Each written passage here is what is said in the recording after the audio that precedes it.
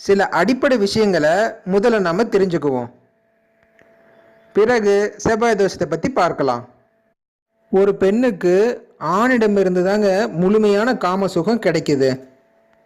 அதனால தான் ஆண் என்பவன் காமத்தை கொடுப்பவன் என்றும் பெண் என்பவள் காமத்தை பெறுபவள் என்றும் சொல்லப்படுதுங்க. ஆணும் பெண்ணும் முழுமையாக கொடுப்பதின் மூலமாகவும் பெறுவதன் மூலமாகவும் கலவையில் 2 பேருமே முழு இன்பத்தை அடையிறாங்க. அந்த வகையில் பார்க்கும்போது ஒரு பெண்ணுக்கு ஆணிடமிருந்து முழுமையான காம சுகம் கிடைக்க வேண்டும் அப்படின்னா அந்த பெண்ணினுடைய ஜாதகத்தில் ஆணை குறிக்கக்கூடிய செவ்வாய் என்ற கிரகம் பலம் பொருந்தி இருக்கணுங்க. அதே மாதிரி ஒரு ஆணுக்கு பெண் சுகம் முழுமையாக கிடைக்கணும் அப்படின்னா அந்த ஆணினுடைய ஜாதகத்தில் பெண்ணை குறிக்கக்கூடிய